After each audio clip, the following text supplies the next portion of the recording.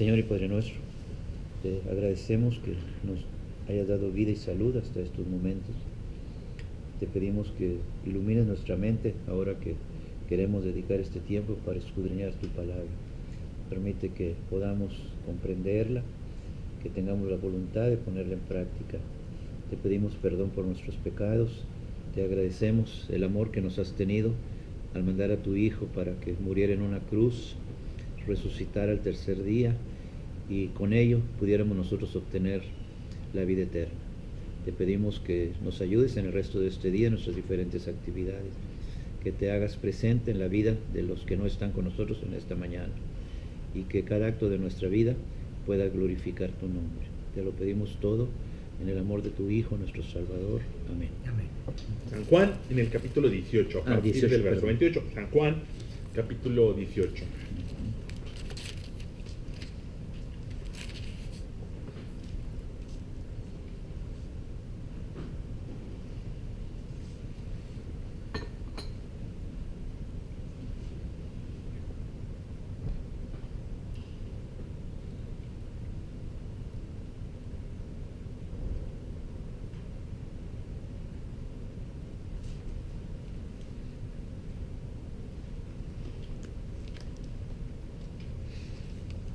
Sí, estamos ahí.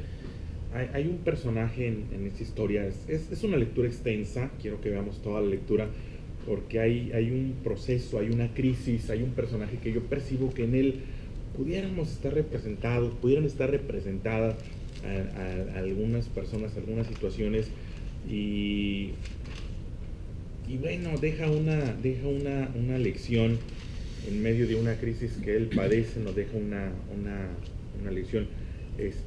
Y es Pilato. Es un personaje sensible al Señor Jesús, sensible, digamos, a la palabra de Dios, sensible al Espíritu, que busca hacer la diferencia hasta cierto nivel, busca actuar hasta cierto nivel, busca intervenir hasta cierto nivel, está dispuesto y se compromete hasta cierto nivel, pero no va más allá. ¿Hasta dónde estuvo dispuesto a llegar? Y nos deja un ejemplo hasta dónde estamos dispuestos a llegar, dónde da su brazo a torcer, dónde muestra su debilidad, porque pareciera que la debilidad de Pilato, en la debilidad de Pilato pudiera estar representada la debilidad de muchos. Y bueno, sin adelantarme, quiero que veamos historia y tratar de leer. Voy a manejarlo como una lectura comentada para llegar a un punto al final. San Juan capítulo 18, verso 28. Sí, el proceso previo a la crucifixión del Señor Jesús. Sí, dice en el 28: llevaron a Jesús de casa de Caifás al pretorio. Era de mañana. Y ellos no entraron en el pretorio para no contaminarse y así poder comer la Pascua. Los judíos no podían entrar en algunas casas que estaban señaladas como casas de personas diferentes a ellos, sí, porque se contaminaban y había todo un proceso para purificarse. Entonces es una hipocresía, porque querían participar de la Pascua, pero para poder participar de la Pascua, de su celebración, no entran a esa casa. Hay una hipocresía, pero no es el punto. Entonces salió Pilato a ellos y les dijo: ¿qué acusación traéis contra este hombre? Y respondieron y dijeron: si este no fuera malhechor, no lo habríamos entregado. Entonces les dijo Pilato: tomadle vosotros y juzgadle según vuestra ley. Y los judíos le dijeron: a nosotros no nos está permitido dar muerte a nadie. Y sí, efectivamente, ahí había una situación. Los judíos años atrás habían sido invadidos, habían sido dominados. Algunos 400 años atrás habían logrado su independencia de los babilónicos, se habían asentado como pueblo, pero hay un ínter en esos 400 años donde se convierten en un país dominado por Roma, donde les permiten tener algún tipo de rey. Herodes, sin embargo, es un rey limitado. Ellos tienen su ley, pero no pueden llevar a cabo su propio reglamento. De acuerdo a la propia ley de los judíos, de acuerdo a la propia ley de los israelitas, de Levítico, Número, Deuteronomio, ellos podían juzgar a un delincuente y podían llevar y darle muerte, apedrearlo, de acuerdo a su propia ley. pero ellos no se les permitía, tenían limitantes en su propia ley. Entonces cuando algo se salía de esa limitante, pues iban con los romanos, y los romanos decidían si podían llevar a cabo o no esa ley. Y es lo que está pasando, van con él, van con Pilato, y Pilato les pregunta, ¿cuál delito hay? Y no le responden, no hay delito, no le responden. A mí, bueno, si no fuera malhechor no te lo traemos. Pues sí, pero no me has dicho qué delito hay en él, nada más me lo estás trayendo. Ellos tienen un delito, vamos a pensar que es un delito de su propia ley. ¿Cuál era el delito que finalmente le inculparon a Jesús? ¿Por cuál delito justifican ellos la muerte? Es hijo de Dios. Que dijo que era hijo de Dios, y ninguno podía hacerse hijo de Dios. Ese es el delito, pero ese delito no aplicaba para los romanos. Sin embargo, ellos insisten, ¿cuál delito hay en él? Entonces les dijo Pilato, verso 31, tomadle vosotros y juzgadle según vuestra ley. Y los judíos le dijeron, a nosotros no nos está permitido, por ustedes, los romanos, ustedes no nos permiten, y por lo tanto tenemos que venir con ustedes, dar muerte a nadie. 32, para que se cumpliese la palabra que Jesús había dicho, dando a entender con qué muerte iba a morir, porque los judíos no crucificaban. Los judíos no estaba permitido crucificar, no era un estilo de muerte. Sin embargo, era una muerte que ellos querían para Jesús, era una muerte pública que querían para Jesús, pero ellos no la podían llevar a cabo. ¿Sí? Entonces, querían cumplir con su ley, pero al mismo tiempo no querían cumplir con su ley. Era una hipocresía, insisto. ¿Sí? Tomadle vosotros, a nosotros no nos está permitido por ustedes dar muerte, ni nuestra ley nos permite dar muerte de esa manera. 32, para que se cumpliese. ¿Sí? Entonces Pilato volvió a entrar en el pretorio y llamó a Jesús y le dijo, ¿eres tú rey de los judíos? ¿Sí? Esto tiene una cuestión cultural. En nuestra percepción actual, en nuestra realidad del 2017, siglo XXI, un rey tiene que estar acompañado de un reino, de un galardón, de una riqueza. Esa es nuestra percepción. Sin embargo, se puede ser rey y no tener reino. ¿Sí? Se puede ser rey y no tener reino, porque el ser rey no está en función del reino, está en función de quién eres hijo. Eso es lo que tiene que ver para ser rey, de acuerdo a la cultura, de quién eres descendiente. Y si alguien es descendiente de algún rey, entonces le corresponde. En ese sentido, nosotros somos reyes y sacerdotes. Eso es lo que dice la Biblia, porque somos descendientes. Si nosotros hemos aceptado y vemos al Señor como nuestro Padre, entonces somos reyes, aunque no tengamos reino. Aunque podemos decir, nuestro reino no es de este mundo. Pilato entiende eso. Pilato sabe que alguien puede ser rey y no necesariamente tener reino, que le correspondía por ser hijo o descendiente de David, el cual fue un rey en el pasado. Le pregunta, ¿eres tú rey de los judíos?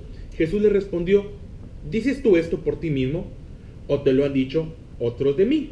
Hablando de su descendencia. Pilato le respondió, ¿soy yo acaso judío? Tu nación y los principales sacerdotes te han entregado a mí. ¿Qué has hecho? Respondiendo Jesús, mi reino no es de este mundo. Si mi reino fuera de este mundo, mis servidores pelearían por mí para que yo no fuera entregado a los judíos. Pero mi reino no es de aquí.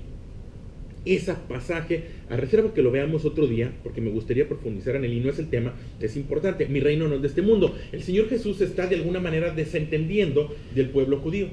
Porque una cosa es el reino de Dios y otra cosa es el reino de los hombres. Voy a tratar de explicarlo de otra forma. Jesús se desentiende. Ellos que me entregan no son mi reino. Mi reino no me hubiera entregado. Ojo con quién es nuestro reino. Ojo con quién pertenecemos. Nuestro reino no es de este mundo. Jesús dice, mi reino no es de este mundo. Si mi reino fuera de este mundo, no me hubieran entregado. Sin embargo, los que me entregan no son mi reino. Mis servidores pelearían por mí para que yo no fuera entregado a los judíos. Mi reino no es de aquí. 37. Le dijo entonces Pilato, porque quiero centrarme en Pilato. Luego eres tu rey. Respondiendo Jesús, tú dices que yo soy rey. Yo para esto he nacido y para esto he venido al mundo, para dar testimonio a la verdad. Todo aquel que es de la verdad oye mi voz. Le dijo Pilato, ¿qué es la verdad? Y cuando hubo dicho esto, salió otra vez a los judíos y les dijo, yo no hallo en él ningún delito, pero vosotros tenéis la costumbre de que os suelte uno en la Pascua, en la fiesta de la Pascua. ¿Quieren pues que os suelte al rey de los judíos?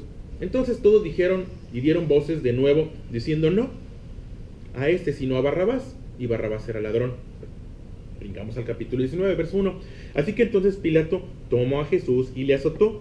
Y los soldados Entretejieron una corona de espinas y la pusieron sobre su cabeza y lo vistieron con un manto púrpura y le decían: salve, rey de los judíos, y le daban de bofetadas.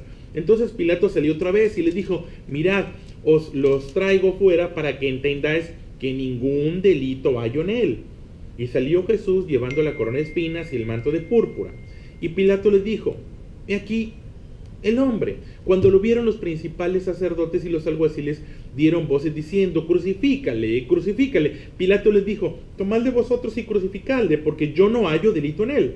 Los judíos respondieron: nosotros tenemos una ley, y según nuestra ley debe morir, porque se hizo a sí mismo hijo de Dios.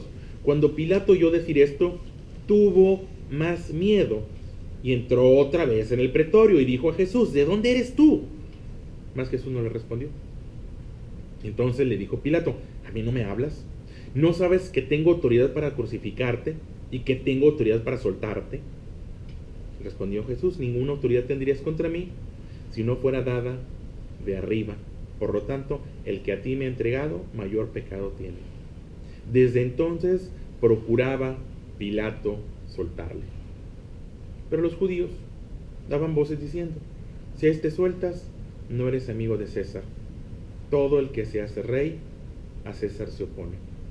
Entonces Pilato, oyendo esto, llevó fuera a Jesús y se sentó en el tribunal en el lugar llamado El Enlosado, y en hebreo Gábata.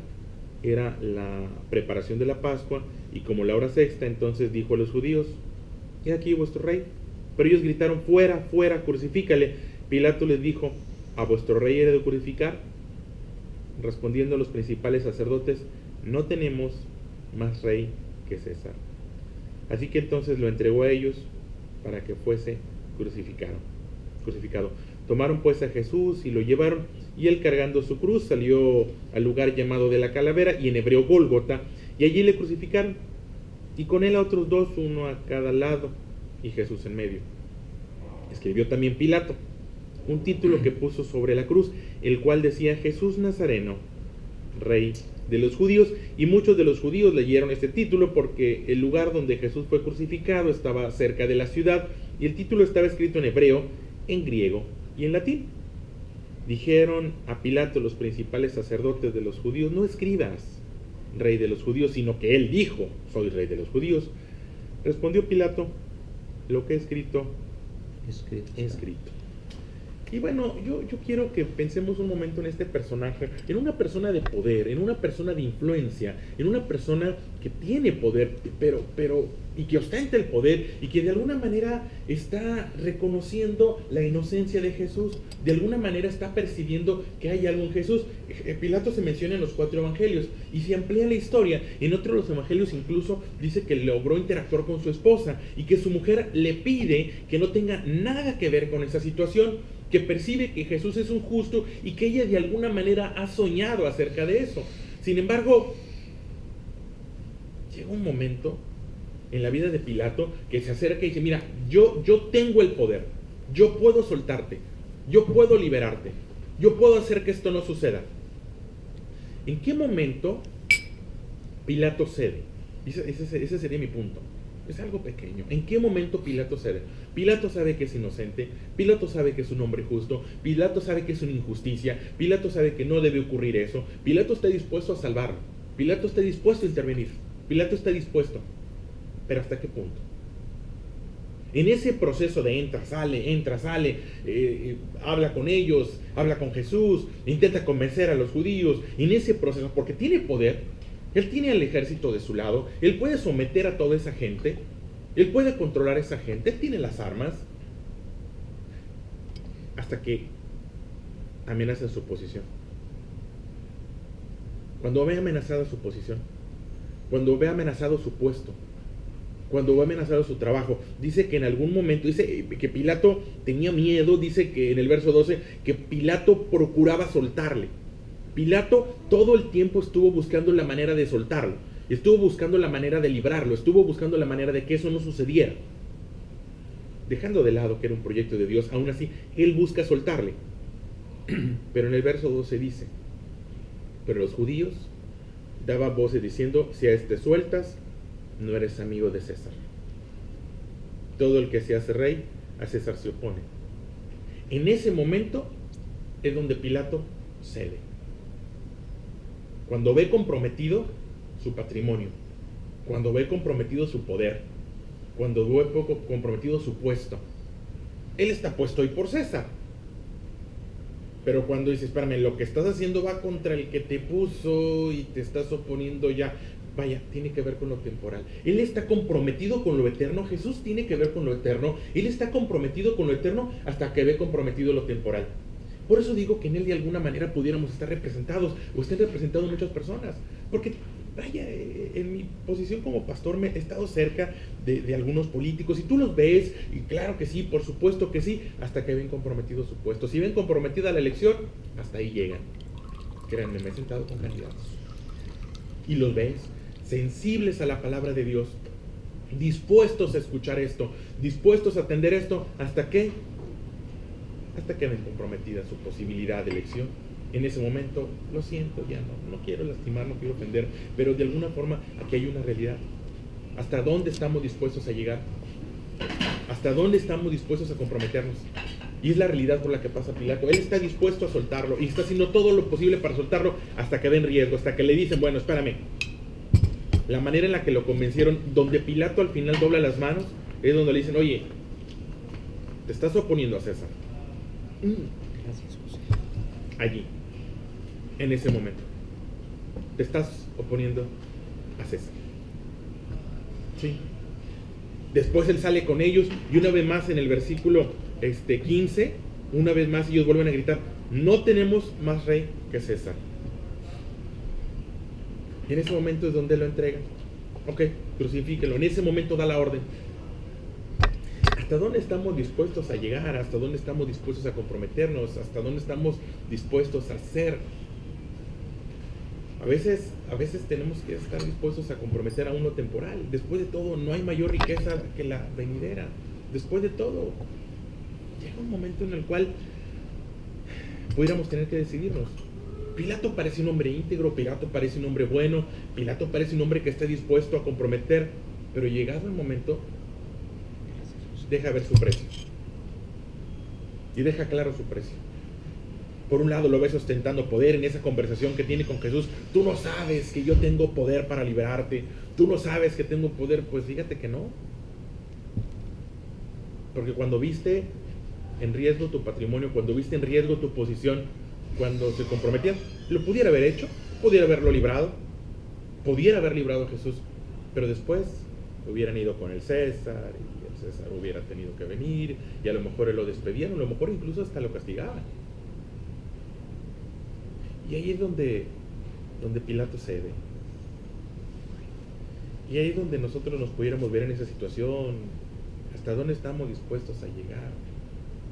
Si alguno quiere venir en pos de mí, niéguese a sí mismo, niegue su posición.